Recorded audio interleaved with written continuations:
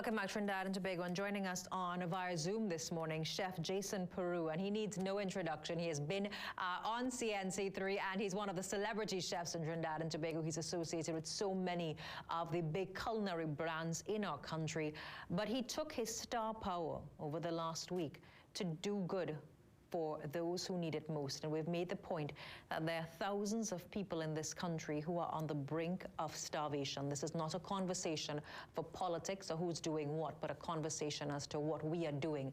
And Jason Peru decided that he's not going to sit on the sidelines, but used his ability to motivate and mobilize resources to feed, get this, over 1,000 persons, an initiative that started over a week ago. Jason, good morning. How are you? I'm fine, Hema. Good morning to all of your viewers out there. Now, first of all, let me ask, how did this all start? You know, what prompted you to go in this direction and start this?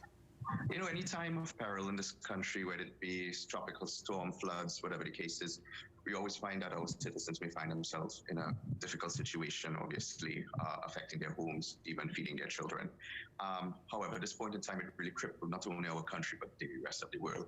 And obviously, hungry souls came a part of it. And I've seen people doing the hampers, helping out as best as they can to feed people who were displaced from jobs.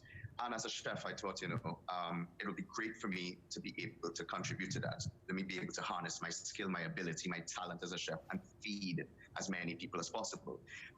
We started about 2 weeks ago in the planning process. I reached out to a few of our sponsors, one of them being Mr. Shakil Mohammed of Java Station. And he's located in the central area. And he said, listen, we need to try to do something to try to bring some sort of help to the people throughout Trinidad and Tobago. He said, I'm going to bring the goods forward. You can bring your skill, your talent, bring people, let's cook together, and let's just do charity work. Now, tell me, you know, you prepared meals for 1,000 persons. Did you initially think that it was going to be this big? And what are people telling you on the ground? Are they without food? Well, Hema, cooking food is something that I do all the time, whether it be in Trinidad and Tobago, throughout the Caribbean and the rest of the world. These are people who pay for it, obviously. But to do it for a charity cause such as this, and going out there and in the different areas in Trinidad and Tobago and delivering it via maxi or van and seeing how it lights up their face, it's amazing to see a lot of these people, how simple they are. They don't have much, but they're so grateful when they get a box of food. And it just reminds us of the level of poverty is outside there, apart from COVID-19 or tropical storms or whatever the case may be. But there's so much people out there that need our help. It has raised awareness for myself and my team to know that, you know, there are some people that don't know where their next meal is coming from. This is not even COVID-19 period. You know, tell me a little bit about the experience that you had. You know, you talk about interacting with people who don't know where the next meal is coming from. Was there a particular incident or moment that when you're on your drive, because you were part of the distribution, you were part of the cooking, that kind of made you realize, I need to continue doing this? So initially we wanted to do it as for many people as possible. Then we said, you know, why do it just once? Let's see if we could do it weekly. And actually tomorrow I'm going to be doing the second factor of the program and to do another 1,000. But as I was driving through Central, there was one particular lady that I saw sitting on a Rubbermaid chair in a derelict structure. And I walked up to her with 2 or 3 boxes of pilau. And as I came up to her, she squinted her eyes and she said, Chef, that's you? I had on the mask, of course.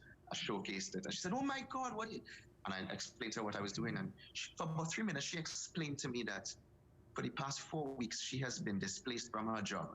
And this is why I'm sitting down right here. And I'm hungry. I have no way of getting an income. And it really brought tears to my eyes to realize that this meal that I'm giving her right now, Hema, is going to tire her probably for today and maybe tomorrow. But what happens beyond that? Yeah. So it's really heart-wrenching, and it makes you want to just contribute more time and do it weekly and help as many people as possible. You said that I know initially it took a week and a half to plan. Last Wednesday, a week ago, was when you distributed 1,000 meals. How long will you sustain this for? As long as, you know, it really doesn't take much out of me to put aside a day out of my week to do this. I'll be honest with you. It's for a good cause. I will do it as long as I can. I plan to probably do it as long as time permits me according to my schedule. One thing is that I'm working with corporate Trinidad and Tobago. So each week we get a different sponsor on board to assist us. I've reached out to Pennywise this week, and they've assisted in that process. So we'll be doing that with their venture this week.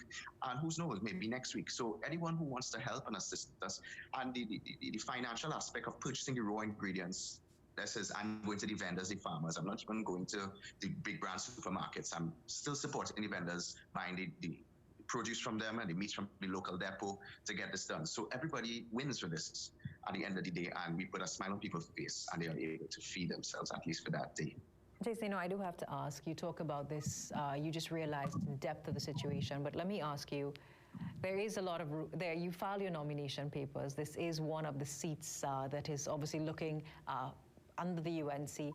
Is this all linked to your political campaign? When I filed my seat for Caroni East under the UNC for general elections, obviously one who is motivated to go for that seat will obviously want to help their area as much as possible. I must admit, part of my venture last week was to help Caroni East, yes, but also for the constituencies non-related to Caroni East. So I reached out to San Fernando, I reached out to Caroni Central, St. Joseph, even Aranguez. And I'm not just feeding the people who I am passionate about it, right, in terms of my constituents, but also people of Trinidad and Tobago. So this week, I'm actually focusing on 5 other areas throughout the East-West corridor. So apart from just setting the example to show what I can do for the constituents by using my skill and talent to bring some sort of relief to them, but I'm trying to show Greater Trinidad and Tobago that as a chef, as an accountant, an economist, a pharmacist, or whatever, a doctor, you could contribute in some significant way or the other. All you need to do is just make the time for it. And I think that is what makes the difference for us to make Trinidad and Tobago a better place. Just in your closing comments, you are on the ground, you see people, you gave the story about a woman who said that I don't know where my next meal is going to be. What do you want to say to the country about this campaign? A lot of people, we're seeing conversations about ethnicity, race.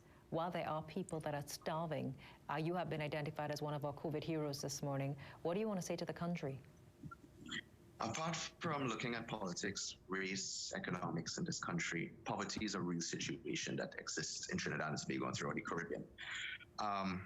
We need not get caught up in agendas, and it's time sometimes we put aside political choice and ambition, but also take into consideration the national interest of the country. There are places outside there, Hema, that need help really bad, and they're forgotten about. And I've been traveling to them, seeing them, the squalor, it's amazing. So in any way, someone of Trinidad and Tobago origin, a citizen, anyone could help. Sure. Please get involved. Even if you could do hampers, it doesn't even have to be during this COVID period. Anytime during the course, you take your family, carry them out, and help another family in need. Because it's really rough out there, Hema. It's really rough. And I consider myself blessed.